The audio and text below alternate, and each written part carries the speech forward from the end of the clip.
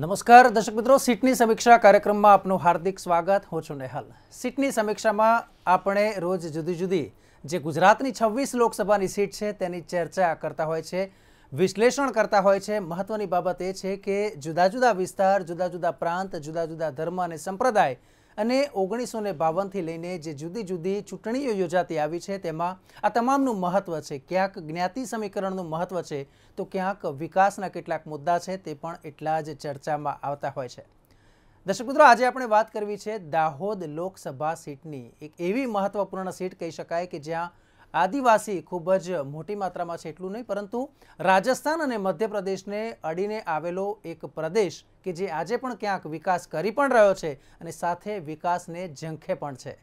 આ જ વિષય પર આપણે આજે વિસ્તારથી ચર્ચા કરવી છે. આ સીટની આપણે સમીક્ષા કરવી છે. એસટી માટેની આ અનામત સીટ છે ત્યારે વધુ કેટલીક માહિતી આપણે પ્રાપ્ત કરીશું. કાર્યક્રમની શરૂઆત કરી રહ્યા છે ત્યારે સૌપ્રથમ આવો જોઈએ એક અહેવાલ.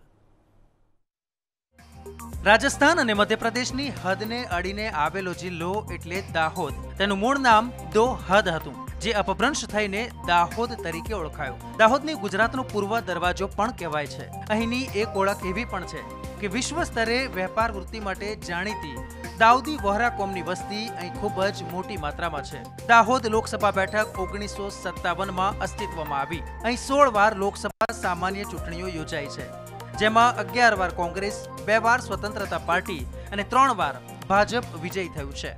57 વર્ષમાં 32 વર્ષ અહીં કોંગ્રેસે શાસન કર્યું છે. અહીં કુલ મતદારો 16,57,702 છે.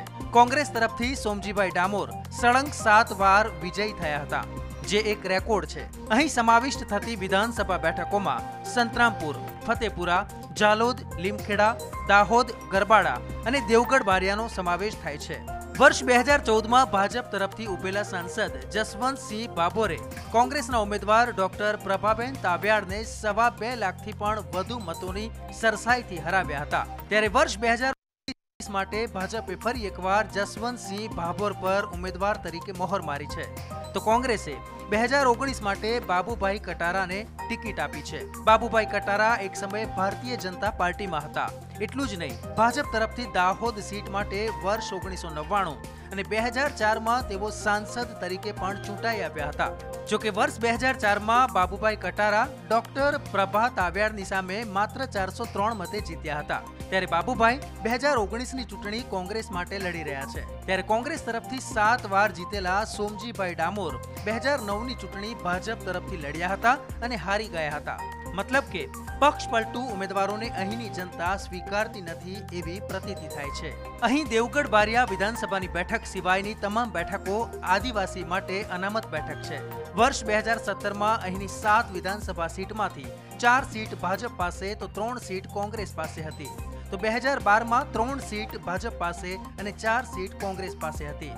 ત્યારે હવે કેન્દ્રીય આદિજાતિ વિકાસ મંત્રી જસવંત ભાભોરને ફરી એકવાર જનતા સ્વીકારશે કે પછી એક સમય ભાજપ તરફથી 2 વાર ચૂંટાયેલા અને હવે 2019 માટે કોંગ્રેસ તરફથી ઉભેલા બાબુ કટારાને સાંસદ બનાવશે, તે તો 23મી મેના રોજ પરિણામના દિવસે ખબર પડશે. નેહલ મોદીનો રિપોર્ટ, મંતવ્ય ન્યૂઝ. તો દર્શક મિત્રો, આપણે સમજવાની કોશિશ કરી કે આ જે સીટ છે, જે ખાસ કરીને ગુજરાતમાં વાત કરીએ તો પૂર્વ ગુજરાતના જે પૂર્વ છેડે આવેલો અને એક એવો દ્વાર કે જ્યાં રાજસ્થાન અને તેવી જ રીતે મધ્યપ્રદેશ સાથે પણ સંપર્ક જોવા મળે છે. દાહોદ એક એ પણ એનું મહત્વ છે કે આજે પણ જો આરોગ્યની બાબતે ક્યાંક વાત હોય તો જે મધ્યપ્રદેશ અને રાજસ્થાનની જે બોર્ડર વિસ્તારના જે લોકો છે તેઓ સારવાર લેવા માટે દાહોદ આવે છે. એટલે આ પણ એક મહત્વ છે. ઘણા એમ પણ કહેતા હોય છે કે દાહોદ પછી તરત આપણને ખ્યાલ આવે કે આપણે બીજા પ્રદેશમાં છે, કારણ કે ગુજરાતના જે રસ્તા છે તે ત્યાંની સરખામણીમાં કંઈક અંશે સારા છે. તો આ તમામ બાબતોની ચર્ચા થતી હોય છે ને જ્યારે લોકસભા સીટની વાત કરીએ છીએ ત્યારે આ તમામ મુદ્દાને આપણે ચર્ચામાં ધ્યાનમાં લેતા હોય છે. અને આ જ વિષય પર આપણે ચર્ચાની શરૂઆત કરવી છે, રાજકીય વિશ્લેષણ કરવું છે. ત્યારે આ જ મુદ્દે ચર્ચા કરવા માટે આપણી સાથે અરુણ શાહ જોડાયા છે કે જેઓ વરિષ્ઠ સંવાદદાતા છે મંતવ્ય ન્યૂઝ. અરુણજી, આપનું હાર્દિક સ્વાગત છે. મહત્વની બાબત, લોકસભાની આ સીટ ખૂબ જ મહત્વપૂર્ણ સીટ. એવું પણ કહેવામાં આવે છે કે જુદા જુદા જ્ઞાતિ સમીકરણને પણ ધ્યાનમાં લેવામાં આવે, પરંતુ જો વાત કરવામાં આવે તો પક્ષ પલટુને હંમેશા જાકારો આપવામાં આવ્યો છે. ઓછું ભણેલી પ્રજા અને તેમ છતાંય આટલી ચતુર પ્રજા, કઈ રીતે જુઓ છો? ચોક્કસ નિયલભાઈ, આપે જે રીતે કીધું એ રીતે સમગ્ર ગુજરાતમાં જોઈએ તો દાહોદની આ જે સીટ છે એક તો અનામત સીટ એસટી તરીકે જે છે રહેલી છે. આદિવાસી પ્રજા મહદઅંશે જે મતદારો છે મોટાભાગના આદિવાસી વસ્તી ધરાવે છે. 16 લાખ જેટલા મતદારો, જે રીતે 16 લાખ કરતાં વધુ મતદારો છે. સમગ્રતઃ બેઠકની દ્રષ્ટિએ જોઈએ તો જે પક્ષ પલટું છે એટલે પક્ષ પલટુની જે મોસમ અત્યારે કહી શકાય કે કોંગ્રેસમાંથી ભાજપમાં આવવાનું સત્તા જે જોઈએ ના, આમ તો વન સાઇડ જ છે. જો કે આયારામ જેવી પરિસ્થિતિ છે, કોંગ્રેસમાંથી ભાજપમાં આવવાનું લોકો પસંદ કરે છે વધારે મહદઅંશે. એટલે જ્યાં સત્તા દેખાય ત્યાં ઢળી પડવાનું એ રીતનો સિલસિલો છે. ને જે ઉમેદવાર છે બાબુ કટારા પોતે, એ પણ એક એવી પ્રતીતિ કરાવે છે અને જે છાપ એની જે છે વિસ્તારમાં પણ કદાચ એ રીતની છાપ છે એની કે પક્ષ પલટુ તરીકે. પહેલા એ પોતે પણ ભાજપમાં હતા, સૌથી સાંસદ પોતે રહી ચૂક્યા હતા, ભાજપમાંથી સાંસદ રહી ચૂક્યા હતા. એક એમની જે બધાને કદાચ યાદ પણ હશે, દર્શકોને પણ કદાચ યાદ હશે, બહુ કબૂતરબાજીનું એક જે કૌભાંડ બહાર આવ્યું હતું ને એમાં બાબુ કટારા પોતે એક આરોપી તરીકે પણ હતા. એટલે એ રીતે બે લોકો એમને જાણતા હશે. પણ પક્ષ પલટુ તરીકે જે રાજકારણમાં કહેવાય એમાં પક્ષ પલટુ તરીકે બાબુ કટારાનું નામ પણ રહેલું છે. પરંતુ બીજી રીતે જોઈએ તો વિકાસની દ્રષ્ટિએ જે આપે કીધું તે પ્રમાણે પણ રસ્તાને એની દ્રષ્ટિએ દાહોદ જે છે મુખ્ય માર્ગ, ગુજરાતના પ્રવેશ દ્વાર કે પૂર્વનો ગુજરાતનો, તો ચોક્કસ રીતે દાહોદ એ રીતે અગત્યનું છે. એટલે હવે મતદાર જે ભાજપ અને કોંગ્રેસ બંને વચ્ચે મહદઅંશે ફાઇટ રહેશે. જે ઉમેદવાર છે એમાં ભાજપમાંથી જોઈએ તો જે રીતે રિપીટ કરવામાં આવે, જસવંતસિંહ ભાભોરને રિપીટ કરવામાં આવ્યા છે, એટલે ચોક્કસ રીતે કોંગ્રેસ અને ભાજપ વચ્ચેની કસમકસ ભર્યો જંગ રહેશે. બિલકુલ કહી શકાય કે કસમકસ ભર્યો જંગ રહે તેવી શક્યતા છે. આગળ જો વાત કરવામાં આવે તો આપણી સાથે સંવાદદાતા દાહોદના નેહલ શાહ જોડાયા છે. નેહલ, આપને પૂછવા માંગીશ કે ઇતિહાસ શું કહે છે દાહોદ લોકસભા સીટનો અને ઉતાર ચઢાવ છે તે કેવા જોવા મળ્યા છે? જી નેહલ, જો ઉતાર ચઢાવની વાત કરીએ તો દાહોદ લોકસભા સીટમાં 1977થી આપણે શરૂ કરીએ તો 77થી 1998 સુધી દાહોદની લોકસભા સીટ જે છે એ કોંગ્રેસનો ગઢ રહ્યો છે. ઇન્દિરા ગાંધીની એક છાપ દાહોદ જિલ્લા પર એવી હતી કે રાણી આઈ એટલું કહી દીધું એટલે એ વોટ પડી ગયો. એના માટે પ્રચારની જરૂર નથી. રાણી બાબીના નામે વર્ષો સુધી કોંગ્રેસે દાહોદ જિલ્લામાંથી વોટો લીધા. 1977થી 98 સુધી, જેમાં દાહોદ જિલ્લાના સાંસદ તરીકે સોમજીભાઈ ડામોરે પોતાની કારકિર્દીને ચરમસીમાએ લઈ ગયા. અલગ અલગ હોદ્દાઓ અને અલગ અલગ ડેઝિગ્નેશનો તેમને ભોગવ્યા. પરંતુ 1999માં અચાનક ભારતીય જનતા પાર્ટીમાંથી દાહોદ લોકસભા સીટ ઉપર બાબુભાઈ કટારાને ભાજપે ટિકિટ આપી. અને બાબુભાઈ કટારાને ટિકિટ આપી દાહોદ જિલ્લામાં બાબુભાઈ કટારા પોતે પણ વિશ્વાસ નહોતા કરતા, કારણ કે 30-35 વર્ષથી સાંસદ સોમજીભાઈ ડામોરને હરાવવું એટલે લોઢાના ચણા ચવા બરાબર હતું. અને સમગ્ર ઇન્ડિયામાં જો કોઈ એક સિક્યોર સીટ મનાતી તો તે આ દાહોદ જિલ્લાની આદિવાસી સીટ હતી અને કોંગ્રેસનો ગઢ હતો. એટલે બાબુભાઈ પણ વિચારતા હતા કે આ સીટ તેમનાથી નીકળશે કે કેમ. પણ 1999માં બાબુભાઈ કટારા આ સીટ ઉપરથી જીત્યા, ભાજપને વિજય મળ્યો અને 2004માં ફરી લોકસભા થઈ ત્યારે લોકસભાના ચૂંટણીમાં ફરીથી બાબુભાઈ પર પાર્ટીએ વિશ્વાસ મૂક્યો અને બાબુભાઈ ફરી 2004માં આ સીટ ઉપરથી બીજી વખત સાંસદ થયા. પરંતુ 2007માં તેમના ઉપર કબૂતરબાજીનો આરોપ લાગ્યો, હ્યુમન ટ્રાફિકિંગનો કેસ થયો, જેના કારણે તેમને 2007માં સાંસદ પદ છોડવું પડ્યું હતું. અને ત્યારબાદ 2009માં જ્યારે ફરીથી લોકસભાની ચૂંટણી થઈ ત્યારે દાહોદ જિલ્લામાં ફરી એક વખત કોંગ્રેસને આશા જગાવી પ્રભાબેન તાવિયાડે. 2009ની ચૂંટણીમાં પ્રભાબેન તાવિયાડ કોંગ્રેસની સીટ ઉપરથી દાહોદ જિલ્લામાં ફરીથી વિજય પામ્યા અને તેમને દાહોદમાં મૃત પાયે થવાના આરે જે પ્રમાણે નેહલ આપે વાત ફરી કરી જીવ બહુ ફૂંકે એવું સ્પષ્ટ કહેવાય છે. જો આ પ્રકારની ઘટના ઘટતી હોય તો પછી એક બાબત એ પણ છે કે વર્ષો સુધી જે કોંગ્રેસનો ગઢ રહ્યો હતો તો પછી અચાનક કેમ ભૂસાઈ ગયો? જી નેહલ, હું આપને કહેવા માંગીશ કે દાહોદ જિલ્લો આદિવાસી બહુલ વિસ્તાર હોવા છતાંય ભાજપનો ગઢ કેમ બન્યો અને કોંગ્રેસ કેમ ભૂસાઈ ગઈ? હવે તેના પાછળ ઘણા બધા રાજકીય કારણો પણ છે. સમયની સાથે સાથે વિકાસ પણ એક મુદ્દો છે. પીવાનું પાણી, ઇન્ડસ્ટ્રીઝ, ઉદ્યોગ, આદિવાસીઓની હિજરત, આ બધા મુદ્દાઓ મુખ્યત્વે ભાગ ભજવી રહ્યા છે અને ભજવ્યો છે, જેના કારણે કોંગ્રેસને આજે આ જિલ્લામાં સર્વાઈવ કરવા માટે તકલીફ પડી રહી છે. પ્રાથમિક તબક્કાથી આપણે જો જોઈએ 1977થી વાત કરીએ તો 77થી 97નો 98નો જે દોર હતો, જેમાં માત્ર ને માત્ર કોંગ્રેસનું પ્રભુત્વ આ સીટ ઉપર રહ્યું હતું અને કોંગ્રેસનું વર્ચસ્વ હતું જિલ્લામાં, કે નામ માત્રથી વોટ કોંગ્રેસમાં પડતો હતો. પરંતુ 30-35 વર્ષ સળંગ લોકસભા સીટ મળ્યા બાદ પણ કોંગ્રેસે દાહોદ જિલ્લાના વિકાસ પર જે ફોકસ કરવું જોઈતું હતું તે કર્યું ના. શિક્ષણ નીતિ તેમની ફેલ ગઈ. તેઓ શિક્ષણ આપવામાં તદ્દન નિષ્ફળ રહ્યા. દાહોદ જિલ્લામાં ખરેખર જે પ્રાથમિક જરૂરિયાત હતી તે પીવાના પાણીની હતી, ખેતીની હતી, ઇન્ડસ્ટ્રીઝની હતી અને શિક્ષણની હતી. ભાજપ સરકાર જ્યારથી ગુજરાતમાં બેઠી ત્યારથી ભાજપની સરકારે શિક્ષણ ઉપર ખૂબ જ ફોકસ કર્યું અને એ ફોકસના કારણે શિક્ષણનો વ્યાપ વધતા ગ્રામજનોમાં જાગૃતિ આવી.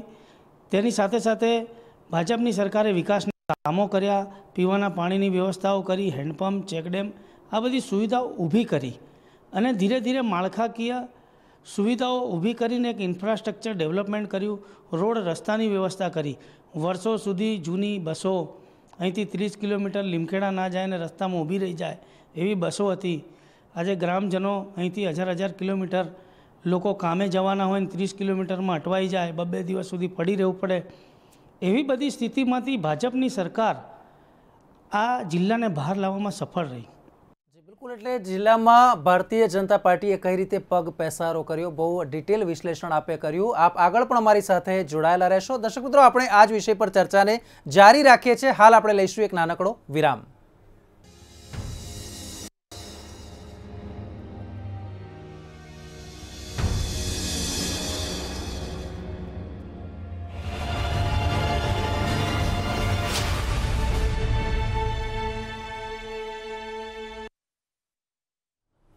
તો બ્રેક બાદ આપનું સ્વાગત છે. ફરી એકવાર આપણે દાહોદ લોકસભા સીટની ચર્ચા કરવી છે, વિશ્લેષણ કરવું છે. અરુણજી, જ્યારે આપણે દાહોદ સીટની વાત કરવામાં આવે છે, બે પાસા અહીંયા વિચારવા જેવા છે. એક છે જ્યારે સોમજી ડામોર આ નામ આવે એટલે એક જ વ્યક્તિ કે જે સતત 7 ટર્મ માટે લોકસભાની ચૂંટણી જીતી હોય, એટલે આ એક રેકોર્ડ પણ છે. ગુજરાતની જો વાત કરીએ તો સતત 7 ટર્મ આ એક રેકોર્ડ તેમણે બનાવ્યો છે.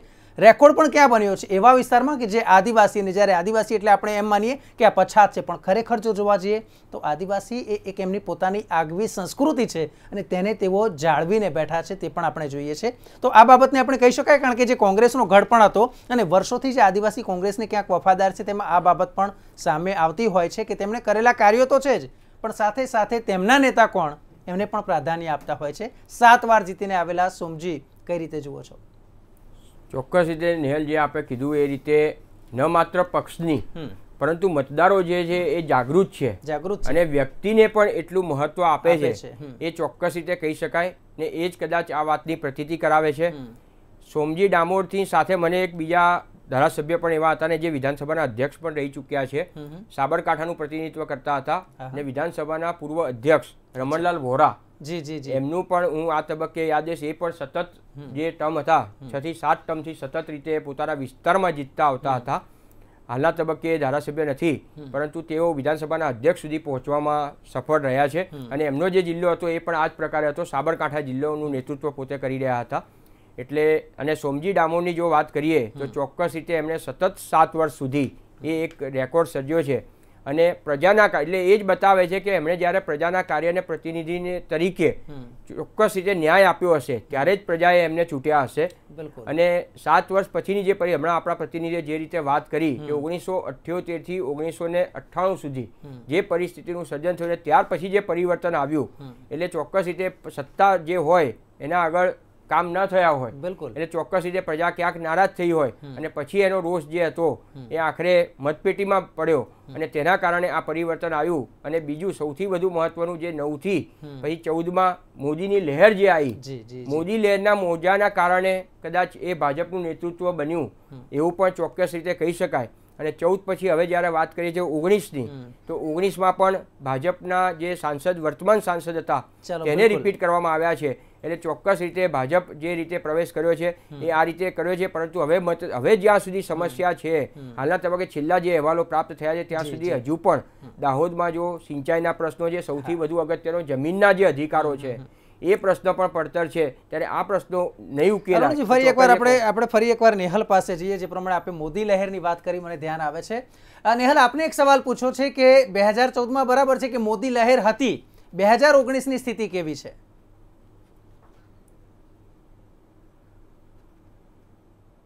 જી નેહલ, હું આપને જણાવી દઉં કે આ વખતના જો ચૂંટણી જંગની વાત કરીએ તો દાહોદ લોકસભા સીટમાં પ્રથમ વખત કદાચ એવું બને છે કે ભાજપની સામે ભાજપ લડે છે.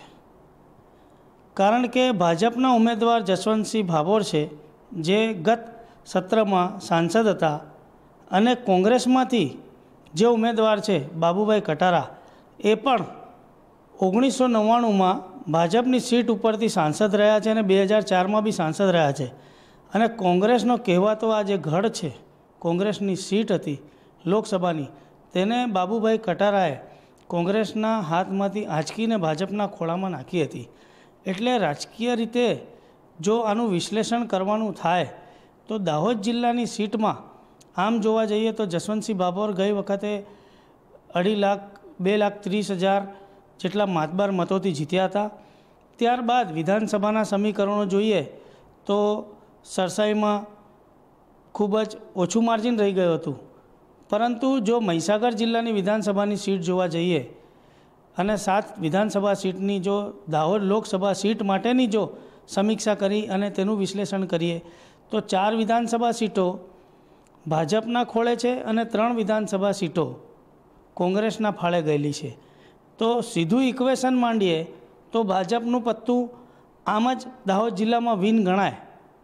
પરંતુ બાબુભાઈ કટારા 1999-2004 સાલમાં 2 વખત સાંસદ રહી ચૂક્યા છે. પોતે ભાજપના કેડરના વ્યક્તિ છે અને ભાજપમાંથી જ તેઓ જીતેલા છે. એટલે તેમને તમામ રણનીતિ કઈ રીતે તેનું ગોઠવણ કરવી અને હાલમાં 2017માં તેઓ ભાજપમાં જ હતા. પરંતુ 2017ની વિધાનસભામાં તેઓના પુત્રની તેઓએ ટિકિટ માંગી હતી અને વિધાનસભામાં તેમના પુત્રને ઝાલોદથી ટિકિટ ના આપતા તેઓ કોંગ્રેસમાં વળી ગયા હતા અને કોંગ્રેસમાંથી તેમના પુત્ર ભાવેશ કટારાને ટિકિટ અપાવી અને તેમને કોંગ્રેસમાંથી જીત અપાવી હતી અને તેઓ પોતે ધારાસભ્ય બન્યા હતા. એટલે બાબુભાઈ કટારાએ પોતાના પુત્રને કોંગ્રેસમાંથી ધારાસભ્ય બનાવ્યા છે અને હાલ એ ધારાસભ્ય પુત્ર પોતાના પિતા માટે દાહોદ જિલ્લામાં લોકસભા મત વિસ્તારમાં કામ કરવા માટે સક્ષમ થયા હોય તેવું લોકોમાં ચર્ચા ચાલી રહી છે.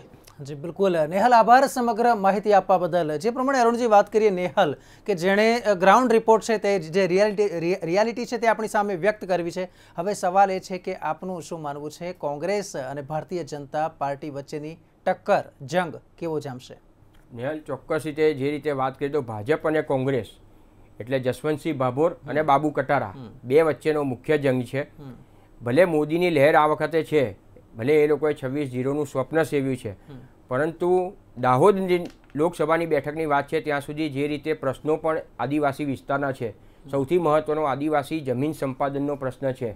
જે જમીન વિકાસના નામે જે જમીન સંપાદન કરી લેવામાં આવી છે અને તેના કારણે આદિવાસી પ્રજાને આજે આંદોલન કરવાની પણ ફરજ પડી છે. એટલે આ જે સમીકરણ છે એ ચોક્કસ રીતે તેમાં અવરોધક બની શકે છે. સૌથી મહત્વની વાત, વિશ્વ ખ્યાતિ પ્રાપ્ત Sardar Patel statue of unity જે બન્યું છે ત્યારે તેમાં પણ આ આદિવાસીઓની જમીન ગઈ હોય એવું એમની પોતાની રજૂઆત છે. એ ન્યાય હજી સુધી તેમને મળ્યો નથી. અને ત્રીજી સૌથી વિકટ સમસ્યા, ઉનાળાની મોસમ ચાલી રહી છે, પાણીની, સિંચાઈના પાણીની જે વિકટ સમસ્યા છે તેના કારણે રોજગારીના પ્રશ્નો છે, પાણીનો વિકટ સમસ્યા, એટલે પાણી પણ પૂરતા પ્રમાણમાં મળી શકતું નથી. આ તમામ સમસ્યાઓને જોતા ચોક્કસ રીતે આદિવાસી પ્રજા આ વખતે ચકાસીને મત આપશે. એટલે કોંગ્રેસ અને ભાજપ બે વચ્ચે, એટલે કોંગ્રેસ માટે ભલે કદાચ જીતી ન શકે પણ ચોક્કસ રીતે કપડા ચઢાણ, ભાજપ માટે જે સીટ જીતવી એ કપડા ચઢાણ સમાન પુરવાર થશે. બિલકુલ, જે પ્રમાણે આપે વિશ્લેષણ કર્યું અરુણજી, ખૂબ ખૂબ આભાર આપનો માહિતી આપવા બદલ. દર્શક મિત્રો, મહત્વની બાબત એ છે કે દાહોદમાં ભલે આપણે કહીએ કે આદિવાસી વસ્તી છે પરંતુ ખૂબ જ સમજુ વસ્તી છે. ઉમેદવારને જાણે છે, પક્ષને જાણે છે, ઉમેદવારે કરેલા કાર્યોને પણ જાણે છે ને ત્યાર પછી તે નિર્ણય કરે છે કે મારે આ વખતે મત આપવાનો છે અને કોને આપવાનો છે. આજે જે જાગૃતિ આવી છે તેને કારણે આ વિસ્તાર છે તે ચોક્કસ દેશ અને દુનિયામાં ખ્યાતિ પામ્યો છે. એટલે ચોક્કસથી કહી શકાય કે આદિવાસી વિસ્તાર ભલે રહ્યો પરંતુ જે કોઈપણ પ્રકારની છેતરામણી છે તે અહીંયા જોવા મળશે નહીં. ઉમેદવારોએ પણ આ બાબતે ખાસ ધ્યાનમાં રાખવાની રહેશે. આવતીકાલે આપણે એક નવી લોકસભા સીટની સમીક્ષા કરીશું. આવતીકાલે રાત્રે 9:30 કલાકે જોવાનું ચૂકશો નહીં સીટની સમીક્ષા. મને રજા આપશો. નમસ્કાર.